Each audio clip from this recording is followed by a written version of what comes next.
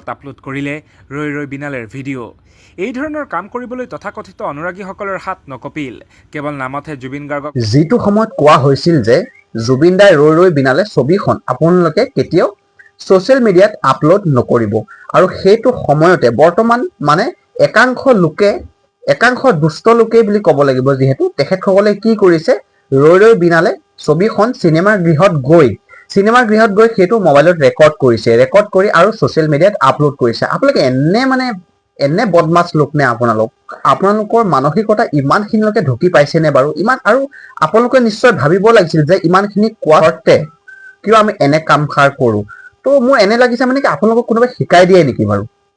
বহু সংখ্যক মই ব্যক্তিক দেখিছোঁ, যিহেতু বাৰ বাৰ কোৱা কিছুমান কথাৰ স্বত্তেও তেখেতসকলে মানে কি এনে দুষ্ট কামবোৰ কৰি থাকে বা সামাজিক মাধ্যমত ওলাই থাকে যে এইটো কাম আপোনালোকে নকৰিব, কিন্তু চাব সেইটো কাম কিছু সংখ্যক লোকে কৰিহে এৰিব।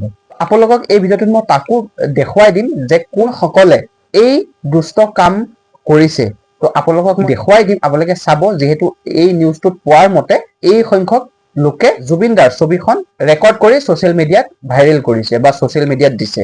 তো আপোনালোকে তাৰে শুনকচোন বাৰু, এই ভিডিঅ'টোত কোন সংখ্যক ব্যক্তিয়ে ছ'চিয়েল মিডিয়াত আপলোড কৰিছিলে, তেখেতসকলৰ নাম সহ বৰ্তমান এই নিউজটোত দিয়া হৈছে। আপোনালোকে ভিডিঅ'টোত শুনক।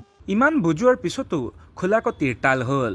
ৰৈ ৰৈ বিনালেৰ ফাৰ্ষ্ট ডে ফাৰ্ষ্ট শ্ব' চাবলৈ পাইৰেচি কৰিলে এচাম উদণ্ড লোকে।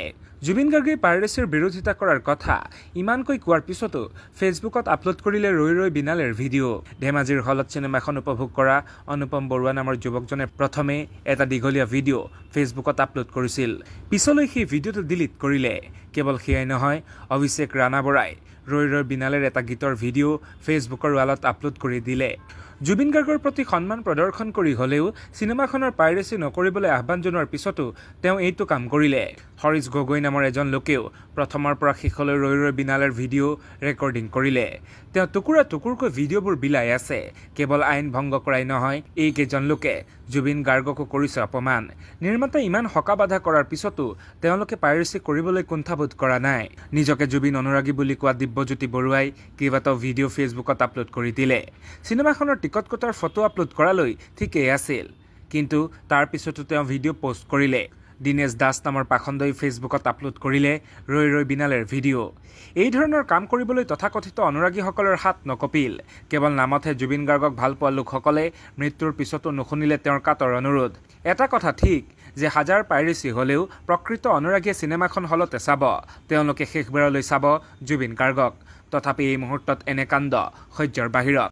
তো সমূহ ৰাইজ, আপোনালোকে এখেতসকলৰ শাস্তি কি হোৱা বুলি ভাবে, কি হ'ব লাগে বুলি ভাবে, আপোনালোকে তলত কমেণ্ট কৰি জনাবচোন। আৰু যিহেতু হৈ গ'ল কৰিলে, তো তেখেতসকলৰ শাস্তি হ'ব লাগে বুলি ভাবোঁ, কিন্তু আৰু আপোনালোকে কোনো যাতে এনে কাম কৰিবলৈ চেষ্টা নকৰে, তাকে মই আপোনালোকক অনুৰোধ জনালোঁ যাতে কোনো এনে কাম নকৰে।